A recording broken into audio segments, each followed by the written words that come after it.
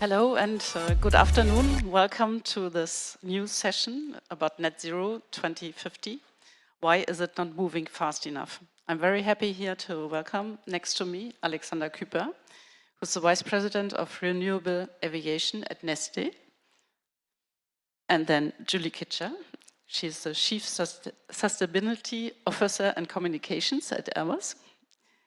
And next to her is Nicolas Notebart. He's the Chief Executive Officer of Vinci Concessions and President of Vinci Airports.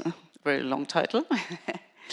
And then last but not least, Rania Georgiou-Tascu, who's Managing Director Airlines for Europe, which represents 17 airline groups, right? Okay. And my name is Gesche Wipper. I'm a correspondent for the German financial newspaper Börsenzeitung, and I also represent the Journalist Association AGPAE here in France. So, there's a lot to say, I think, about this topic. Flying is one of the largest contributors to climate change. Experts estimate that it comprises 2% to 3% of all global carbon emissions. And at the same time, business is booming after COVID. The World Airlines itself committed end of 2021 to the goal to achieve net zero emissions by 2050. But that is only 26 years away.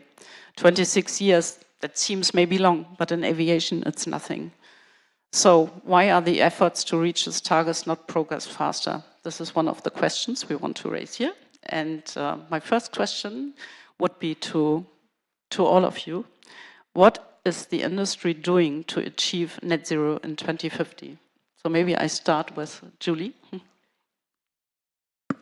So thank you, Gesche, for the question. Hello, everybody. Great to be here. Why is the industry not moving fast enough? I think it's quite easy to go into the more negative side. Of course, we're moving. Is it fast enough? No. But I don't think we can see any industry moving fast enough yet. So first, I would say, let's take a step back. One of the big positives is that the industry, our industry, has rallied behind a long-term ambitious goal. So we've got an industry-wide goal, which is the first opportunity, if you like, to really align on the direction for 2050. You said it, Gesche, in aviation terms, we're a long-cycle business, so 2030 is tomorrow, 2050 is the day after tomorrow, so it's the decisions that we make today and in the 20s that will really determine whether or not we make that net zero 2050 target. And if we look at it from an Airbus perspective, it's really about technology and a global energy transition. So from a technology standpoint, the good news is we're not only just beginning to work on fuel efficiency and CO2 emission reduction. We've been reducing CO2 emissions by more than 50% since the 1990s. So the credibility in terms of the technological capability to do it is there. And so the first lever is to deliver on a backlog. For every new generation of aircraft flying, it reduces CO2 emissions by 25%. And only 25 to 30% of the world's fleet flying today is flying on latest generation technology. So actually, the first lever is right there in the backlog. So we have the technology today. In addition to that, our Airbus engineers are working on technology bricks for the next generation of aircraft to come in the late 2030s. The first is a more conventional aircraft working with lighter materials, new engines, longer, leaner, lighter wings that should be in service by the end of the 2030s and later, later, I would say, generation technology in the form of hydrogen-powered aircraft to come in 2035 and beyond that will change the face of aviation, beyond 2050 in terms of our decarbonised flight. So technology is really in development to get us there. And then we need a global energy transition. And we look at the speed, the pace of change in the energy transition. Actually, the clean energy sector represented 10% of global GDP last year, so it's accelerating. And in the COP28, countries committed to tripling renewables or renewable energy by 2030. Of course, we need to accelerate, but it is moving fast, and it comes back to technology, and I'm sure, Alexander, you're going to talk about it afterwards, but our aircraft can fly with 50% sustainable aviation fuel today. The reality is we don't have it yet at volume at an affordable price. It's coming, but the technological capability is there today. And by 2030, we'll have 100% capability. So the bricks are in place, and it's a long cycle business, so I'm confident that we're doing what needs to be done to be able to accelerate and meet those targets. I come back to Alexander later for the SAF, but maybe first, Rania, you can tell us what are the airlines doing to achieve this goal? So I represent 17 airline groups, the biggest airline groups here in Europe, a mix of low-costers and hub carriers. I joined Free about a year ago, and I always say, wow, I've never met so many CEOs with such big open wallets, spending money. So airlines have been investing and continue to invest significantly in the new aircraft technologies. We have 165 billion euros worth of investments up to 2030 just for free members. And we're also investing in the SAF. We have about 14.8 billion euros invested for SAF until 2030. We're working with everybody, and I think it was always important in aviation, but increasingly looking forward, and if you really want to do net zero, it's important to really pull together. So we set out as an industry the vision for net zero by 2050. It's called Destination 2050.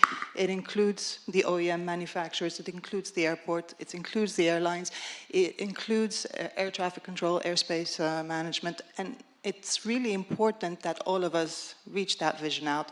And increasingly, I think it will need to include the fuel suppliers, because one thing you see many airlines doing is actually investing out of their own pockets into manufacturing projects just to get SAF rolling and coming.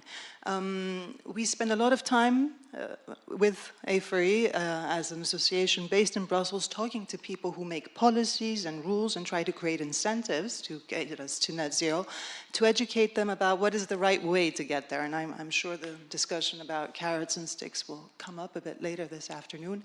But it's important that we all have a common terminology, start counting the same thing, and start investing where we can get the most out of Europe. One thing I think we can't do alone as airlines, but all together we should be pushing for, and for me as a newcomer is an easy one, is airspace reform. That's something that if we had achieved, we could have saved about 10% of carbon emissions next year, sort of thing. So I'm always surprised by how, even though we're in the skies, we end up, going a bit to the left, a bit to the right, further up, down, pause, weights, that kind of thing. There's a lot of efficiency to be gained also in the system about how we fly, how we plan, and how we actually fly in the skies and arrive to our destinations. But what I think we're all doing very well and should continue to do is working together to get there. Yeah, you said it already. The airports are involved as well. So what is VINCI Airports doing? So VINCI Airports is the world leader of private airport operator with more than 70 airports, 27 in Europe, and 300 million passengers. And as a private group, we have naturally ESG goals. And saving the planet is for everybody clear about reducing carbon emission. On the other hand, air mobility is required for humanity. It's not possible to reduce. And so coping with reducing carbon emission while the traffic is going to grow, we manage airports throughout the world, it's obvious. So what do? First, we start with us. Even if airports are small emission makers, we think we have to to set the example.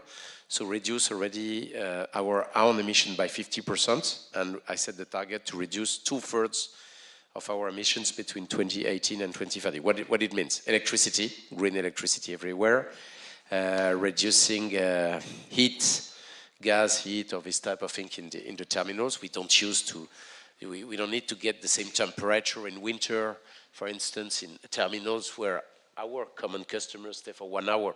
And I know the airline everybody supports this type of policy. We don't need AC put at 16 degrees in summer, like in Dominican Republic, while it's 35 degrees outside. So we reduce energy emission. We put LED everywhere. We also use airports to produce green electricity.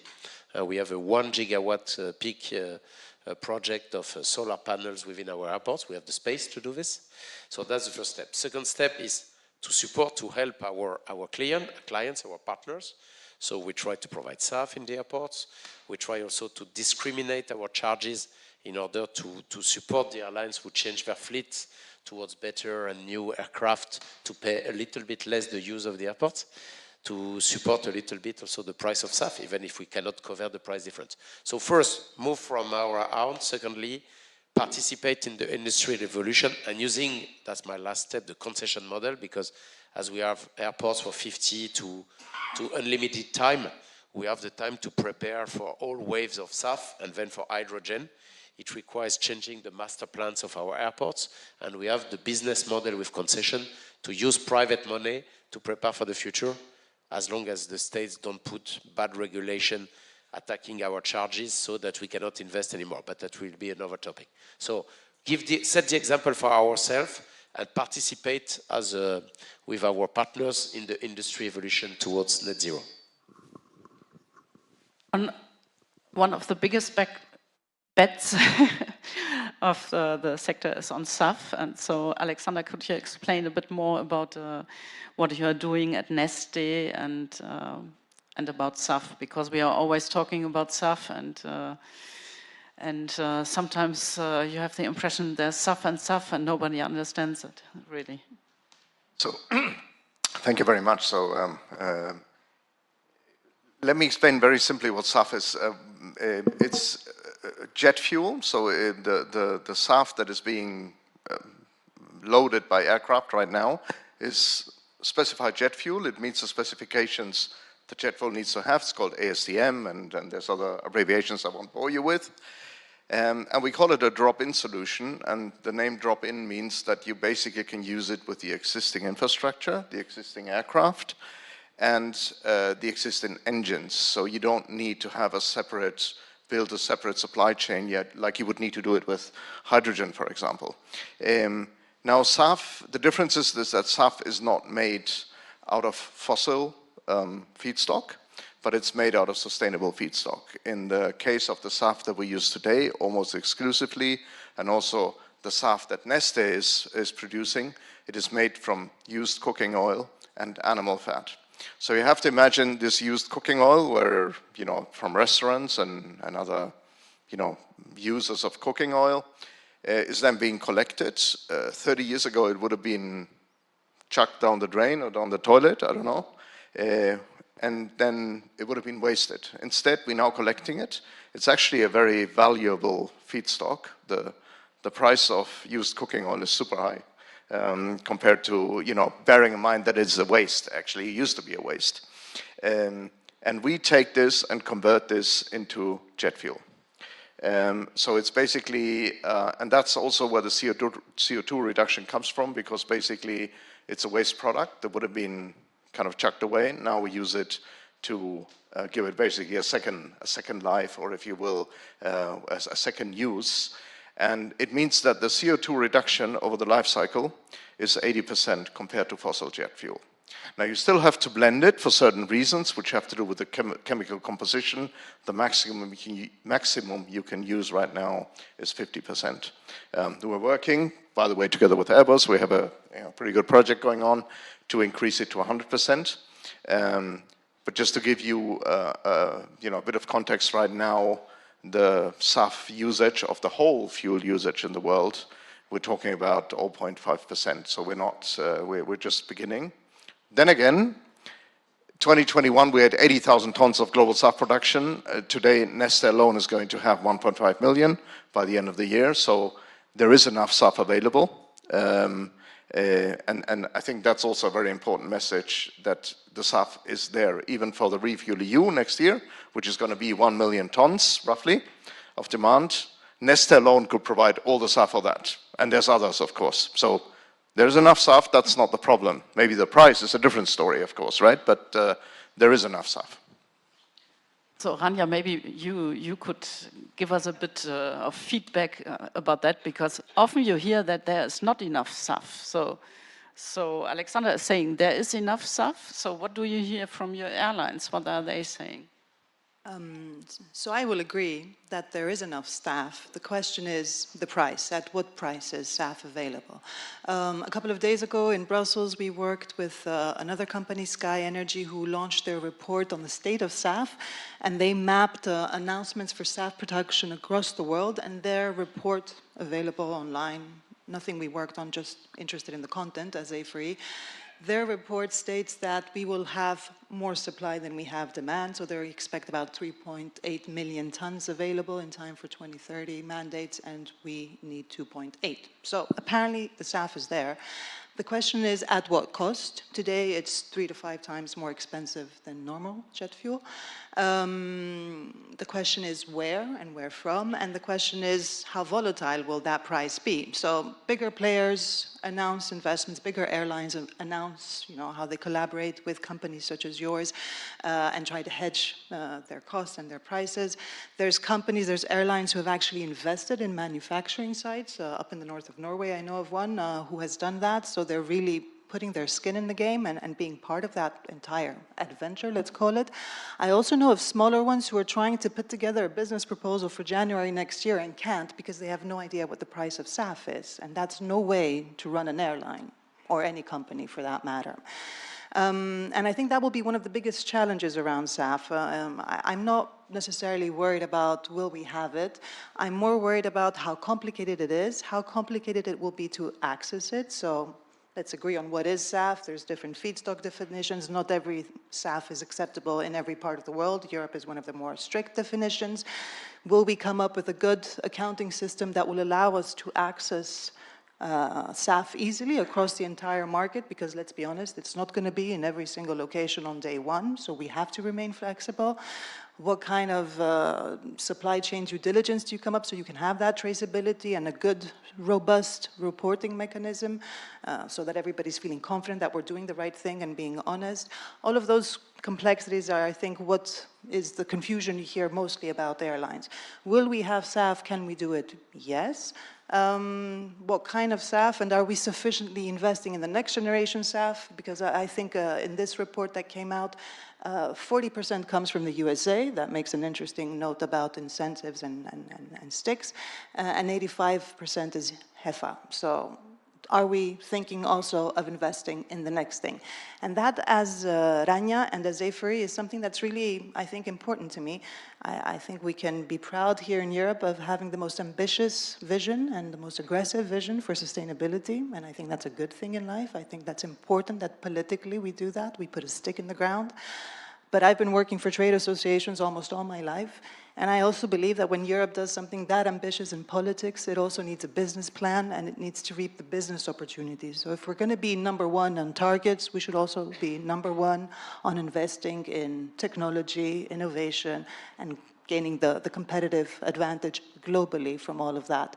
And that's, in the end, the biggest worry of all my airlines, that, okay, in Europe we're ambitious, okay, in Europe we have all these mandates and these obligations, but the rest of the world does not. So we are not playing on a fair field here globally, and you can see that because there's parts of Europe right next door to my country, for example. I'm originally Greek, which are not part of the EU and don't have the same kind of mandates.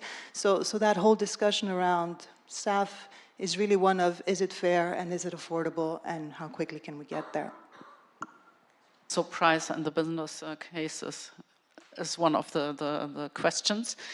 And how are the airports prepared? I mean, Vasi airports, you have the concessions for over 70 airports around the world, I think in every region, or nearly every region.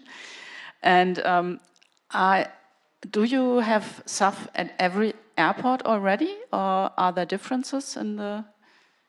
Oh, as my colleague told, you don't have the same mandate and the same policies everywhere. So first, we started early. We had the first SAF in Clermont-Ferrand, which was the first French airport to provide SAF, and we still do.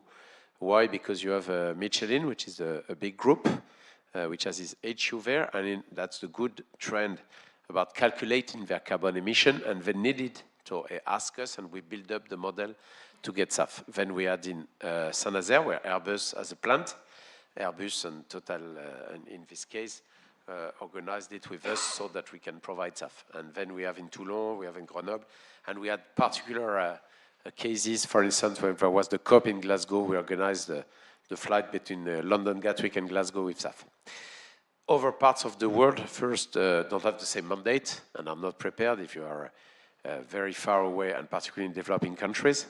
And then you have the definition of SAF. In Europe, we don't have enough space, so the idea of our generation of SAF with cooked oil and biomass is particularly modern because it's saving waste. But it's true, like countries like US and Brazil, they use the space to produce some crops which are used for SAF, which is a different model, which I think doesn't fit for Europe. We need also to work out for the next generation, because naturally there will not be enough cooked oil or biomass for 2050 zero net emission, which is why we work also for next gen, like alcohol to jet and eSAF, which are necessary in the second phase. But as you mentioned, research and development needs to be along providing SAF. That's the main message. Even hydrogen, that Airbus is working with us, we were subsidizing the Goliath project, is necessary. You need to think ahead, and the solution will not be in one technology at one time. It will be using the technology that is scalable immediately, but preparing for the next gen. And that's what we do in our case, working with Airbus, working with engine provider, working with airlines, to prepare on each step what type of next-gen fuels, jet fuels, we will be used in order for Europe to lead. But as you mentioned, it's very important for the competitivity of Europe that the same rules apply in quite easily and strongly with other parts of the world. Otherwise, it will be difficult for the competitiveness of Europe. May I just jump in on one thing that Nicolas said? I just wanted to make sure everybody understands what we mean by sustainable aviation fuel. It's very important because you mentioned competition with land use for food. If it's sustainable aviation fuel, it means no competition with food or land for food use under the CORSIA criteria. And I think that's important that we just establish that to be sustainable, that's the criteria. It's regulated by, it's classified by CORSIA under ICAO, which is the industry body for aviation, international industry body, so 191 member states. That said, there are different levels of stringency, and in Europe, it's more stringent criteria that's applied compared to the international standard. But I felt it was important just to make that point. I think Alexander wants to add something. Yeah, I fully agree, Julie, that the key of the whole value proposition of making decarbonizing aviation is that the feedstock needs to be sustainable, and not only that, there's also what you said, we can't take away land that is otherwise used for to grow food for human or animal consumption. But having said that, we also agree that some of the criteria for which feedstock you can use are more stringent, for instance, in Europe than in other places. And that is, of course, something that if we want to ramp up and, until we have, lots and abundant green energy to produce lots of power to liquid, we also need to make sure that there's enough feedstock available. Now, having said that, for HEFA, there is a lot of HEFA that we can still produce. At the moment, the production is probably around, 3 million tons or something. There is about 40 million tons of used cooking oil that will be available. So there's quite some way that we can still, produce HEFA, and it's still going to be there, even in the future. Even in 2050, my personal prediction is there's going to be HEFA, but of course then the big ramp up is going to happen with other pathways such as power to liquid, lignocellulosics and others. And of course Neste is also very heavily invested in kind of, providing these new pathways, even though of course the bulk of the SAF that we produce right now is HEFA based. So coming back to the question, I mean, there's a step in between before the 2050 goal, there's the 2030 goal. And do you think it's that we will be able to reach this goal, which was set? So Anja, what do you think? I think we have to, very honestly. And I think we need to keep telling ourselves that we have to. As a sector, we just have to. Yes, people want to fly, but we've made a commitment to people that we can do better, and we just have to. And then, as someone who's been working for the semiconductor industry for about 10 years now, I can also tell you that we can. Yes, I mean, when human brains get together with a bit of creativity and a lot of passion, amazing things happen. And today we all walk around with more computing power in our pockets than would put a man on the moon. So, can we make SAF? Yes, we'll make it. We just need to get our put in the next gear. But we're on track. The quantities are there. The mandates are there. The world is picking up. Can we do more around achieving it? Yes. And we can talk about that maybe. Yeah, so if you ask me what should we be doing, as airlines, we have the SAF allowances under the ETS to help alleviate the cost towards 2030. Those need to be extended beyond 2030 so that we can continue to include that in our business cases, all of us, towards our financiers. We would do better to invest in innovation and in getting next generation SAF as well in the pipeline and moving along the technology readiness levels and getting them through the valley of death and ready to ramp up and produce. There's a lot of work all of us we should be doing to bring investors on board and create the confidence that this industry will buy. My members will buy. We have the mandate in Europe. You know that the market is there, demand is there, and we will buy. So, yeah, it can be done. Okay. And Nicola, are you okay with that as well? Because, I mean, the International Civil Aviation Organization has agreed to cut aviation carbon emissions by 5% by 2030 through the use of SAF. Do you think it's realistic, this goal? As my neighbor told, the most important question is not to think, is to act. You remember before COVID, we were in such panels around COVID saying, when will air traffic come back to its previous level? And people were debating about it will be 23, 24, 25, 26. It's ahead of this, it's done. Now our traffic is above 2019. It's the same. If we debate about is it achievable or not, we let the room to is global hysteria about the ones which are against aviation, the ones who are on about technology. It's our way of acting together that will make it possible. And my message is that aviation sector is probably the most unified, both globally between the countries. Even in present world, which is difficult, it's probably the only sector that keeps common goals, debating and putting them in place. We have the chance to be quite unified in terms of manufacturers, but also in terms of airports, of airlines. We don't have so many actors, so it's the second reason to be achievable. And the third is that we have a roadmap.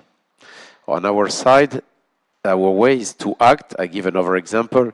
We work also in reforestation because, as you know, you cannot immediately only limit your emission. So you limit at the maximum. We have 3 out of the 10 first airports which are ACR 5. And even these 3 airports will reduce more than 90% their emission. We used a little bit about reforestation. So as we say, the question is to be unified, to have common goals, to have common mandates, and then to start acting. Because if you look only at setting a goal and reaching it in 2050, we are in companies, it's too far. So as an objective is too far, you need to set what I mentioned for us, an objective for 2030, an objective for 2035, so that you keep the move. And then naturally, there are people in research, development, adapting the solution. But we need to start moving. We all started moving, and we can be confident because the first moves are promising. There are people moving with SAF. Europe is leading about the mandate. The only message to be sure to get it is not to change the roadmap. There were European elections. You have populist political parties starting to tell, oh, it's too hard. No, it did not start the big move about climate change. So we shouldn't stop before really starting. So the political agenda will be the most dangerous for companies. A company can be in a strategy if the states don't change all the time their policies. So the big danger is not what we can do, is the fact that politics would move around and then change the objective. If it's not the case, we'll be on the move and we'll reach zero net in 2050, and even before in our case for airports. Thank you for that statement. I liked it, very actual. And you already talked about this, the need for incentives, and also we have the mandates, and there's always a big discussion about what is better, mandates or incentives? So what is your kind of view? Alexander, maybe you can. Because I think it's probably the combination of both. I mean, the fact is that we need a lot of SAF, 400 million tons by the latest IATA estimates, I think. How do we get there? It needs to be produced. And people are not going to invest money in SAF production if there's no demand certainty. If you invest money in fossil fuel, which a lot of our competitors do and a lot of companies do, you know that you will have a very secure return, and a very healthy return for that matter.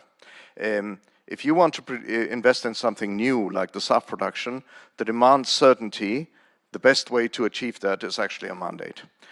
Because it's a longer term thing, and it doesn't go away. If there's a change of government, you won't necessarily then see that the mandates are being changed, but incentives actually might. Now for me, it is the combination, because the airlines at the end, or the passenger, whoever, at the end somebody needs to pay for it.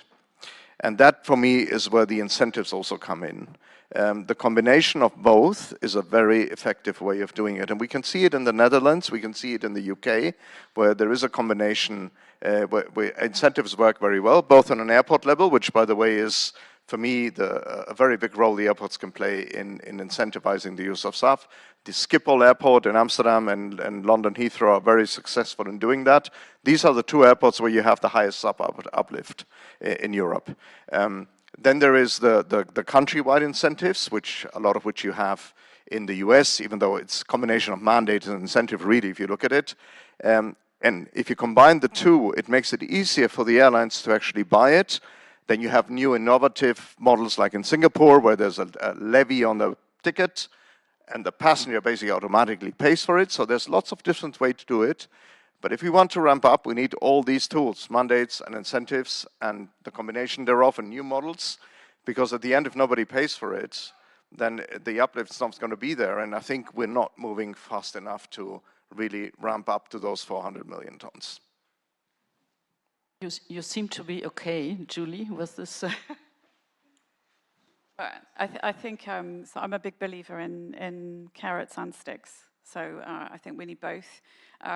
We're a global industry, and essentially what we're trying to solve for is a global issue that doesn't have borders. You don't see a CO2 border above every country's national border.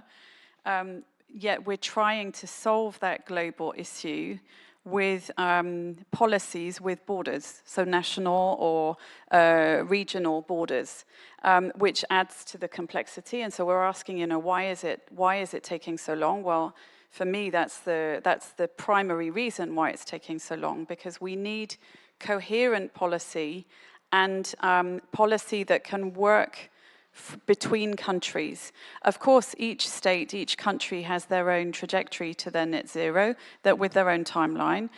Each country has its own natural resources, challenges, and therefore different roadmaps or agendas to meet their net zero objective. What's important is the compatibility of those regulations for a global industry such as the aviation industry. Because ultimately, why are we fighting so hard for it? You said it, Geisha, at the beginning. It's 2 to 3% of the world's greenhouse gas emissions. We want that to be solved. 88 million jobs are created by this sector. 4%, actually more than 4% of the world's GDP is created by this sector. So there's substantial social and economic growth and development supported by this sector, and that's worth fighting for. So we want to solve for it, and we need to leverage everything possible. So technology, global energy transition, and policy, which means, yes, carrots and sticks, to be able to get there. I can give an example. I mentioned it earlier with respect to SAF criteria and the stringency. A European airline today that fills up its tank with sustainable aviation fuel in the United States may not be able to take account of that CO2 reduction thanks to the sustainable aviation fuel it's utilized in Europe. So what we need, I mean, the financial accounting system has been in place for centuries, since the bartering system, or thousands of years actually, since the bartering system. We need a carbon accounting system that can be globally recognized to be able to have sustainable aviation fuel, which can reduce CO2 by 80%, by the way, in terms of life cycle emissions. That needs to be able to be recognized globally by all of our airlines. And in the same way, carbon removals. Unless you're in California today, you can't have carbon removals recognized on your balance sheet. So it really needs a basket of measures. We've got technological solutions. We've got a global energy transition, which is underway, and I believe will accelerate. And we need policy that can be really compatible nation by nation to solve this this global issue. Yeah, like you stressed, and other industry stakeholders always stress the importance of global level playing rules. So what do you think should be done, Rania? I think it's important when you do sustainability to take a global view. So you have seen us being vocal at ICAO for ambition also. Like we have in Europe, it's a global ambition, it's a global goal. I think you have to be realistic about the real life facts of carbon leakage. So I'm Greek, and I remember listening to a very good presentation from ACI Europe, a colleague of your association, who was saying that Albania and Istanbul are among the top 10 fastest growing airports last year. And I put myself on the map, and I just looked to my left and my right as a Greek person, and I realized that they are not subject to ETS, they are not subject to SAF mandates, they are not subject to possible energy taxation rules, all of that. So if we're going to really talk about sustainability and a level playing field, I think Europe needs to take that global perspective a bit more. Now, don't get me wrong, because I fully agree with you, no backtracking. You were making that point, and I'm a firm believer of that, and that will certainly be a message of Airlines for Europe when we welcome the new European Parliament, the new Commission into office, second half of this year.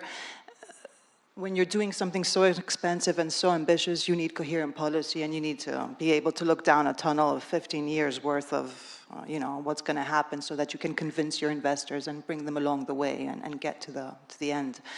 But you have to be realistic. So some of the things we're talking about is, do we need some kind of carbon border adjustment mechanism also for aviation moving forward? Are we going to deal with the Russian airspace closure and the fact that that means that European airlines tend to spend more fuel and more time and therefore more money trying to get people to certain parts of the world? Those kinds of things are, I think, something that the next round of regulators should look into. So next round of regulators in Europe, I'm hoping less new rules, because we have a lot of those. I think you will all agree with me. What I'm hoping is to change the KPIs for the Brussels crowd as of this mandate. So we should not be judged on how many new rules we make. We should be judged on how good we are in rolling out the framework that we already set out for ourselves and just making progress. Let's set ourselves a percentage of how much progress we will have made by the end of the next 5-year mandate towards achieving the targets we set out. Absolutely. You can only improve what you can measure. So let's measure the progress now. Achieving net zero also requires a lot of investments. So how can the sector attract more investors? or do you think that the governments have to pay? So Nicola, what's your point of view? First topics we expect from governments, or the EU as a super government, to set rules which are long time and also clear about what they want to achieve. Let's give an example. We manage a high-speed lane, so we know over sectors in France. You cannot do in the same time, I'm going to tax all types of aviation because it's bad or it looks bad, and then ask the sector to decarbonize. It's not possible. Why? Because decarbonizing will need to invest and to increase little by little. And if it's too huge, it will kill a lot of companies and jobs. So little by little, so that we can achieve zero net, but the social acceptance of this is critical. We see everywhere in Europe that if you don't match the technology, the price, and the social affordability, you stop it, okay? And so if you want in the same time the actors to invest, to prepare, and to match the slight price increase little by little, you cannot tax them in the same time as a sort of price to pay for flying, okay? That's the most critical thing of the time. I'm not talking about research and development of the future, because usually the European states work with us about this, is please do not tax what you want to become green very, very soon. That's the most important message, because particularly in France, that's the big mistake. You have the attacks against planes, against everything, and then in the same time, oh, why don't you use SAF more? If you are an airline, an airport, no, please. If you want us to change, let us change quickly, and don't tax us above the fact that we need to invest and make the change. That's the same for our regulation. I would say, in a summary, the airports were expected to grow to make new terminals, new runways 30 years ago. Now we're expecting to facilitate and to invest differently, but we cannot in the same time invest and reduce the charges. It will not happen.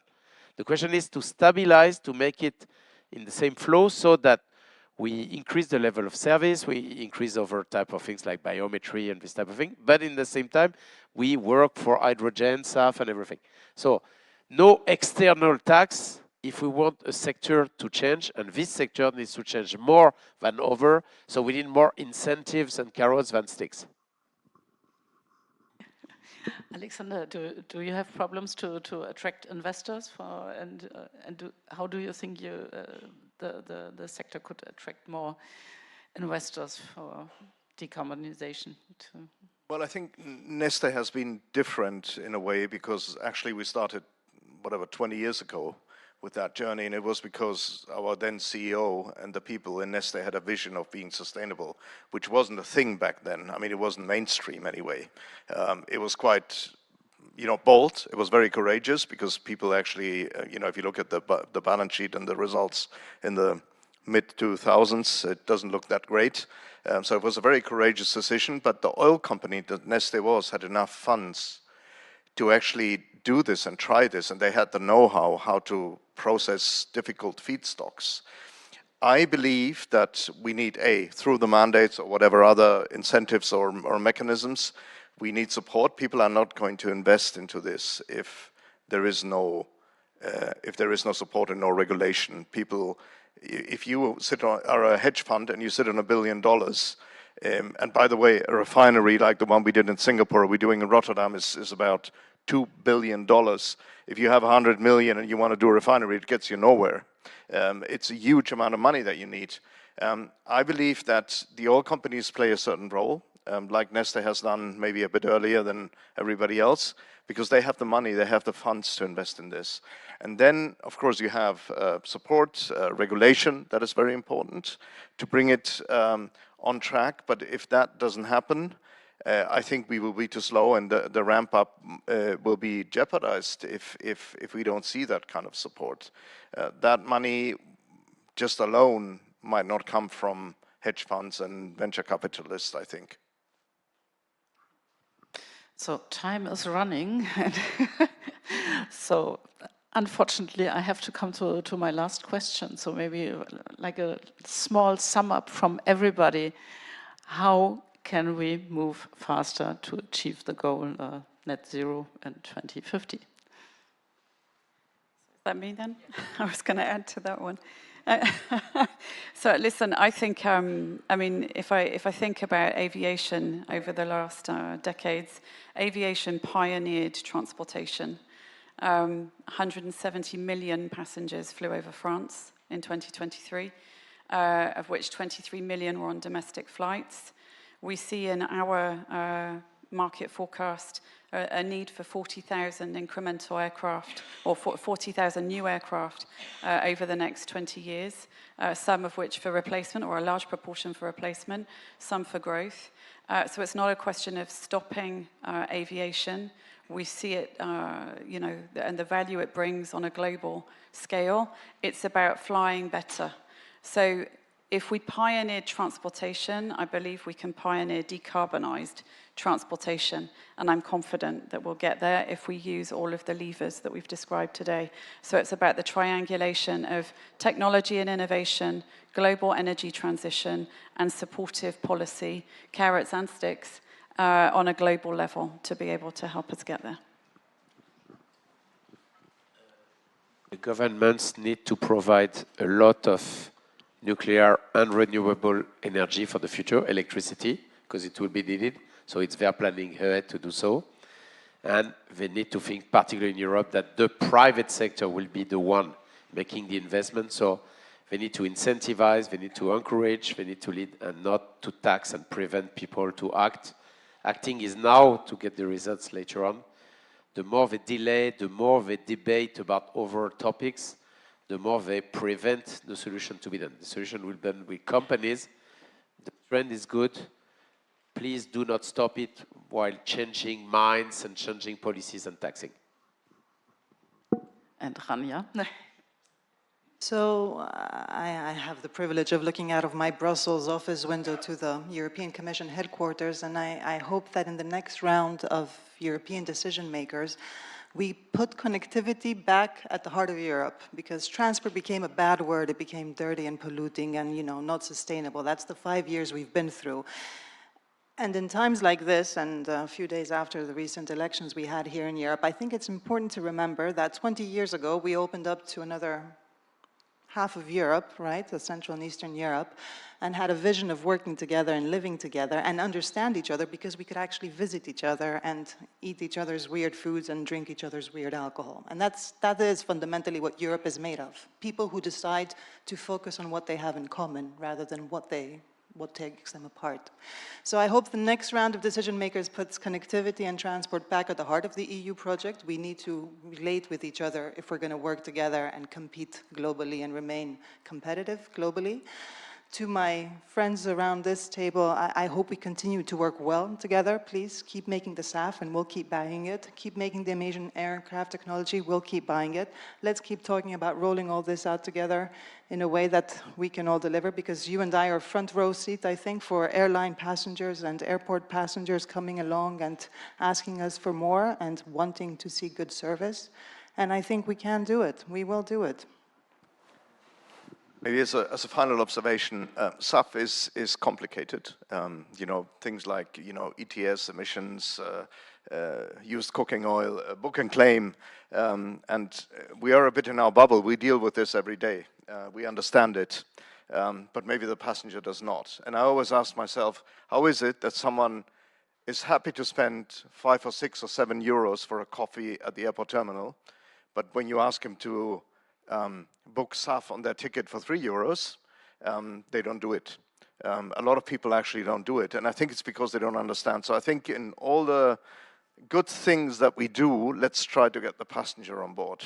The consumer needs to be part of this, and everybody understands how important and how good aviation is. You might have a bit of flight shaming, but the truth is that most people understand how important aviation is for the economy and for their personal lives, because they do Erasmus, they visit friends, they see countries, they want to do this.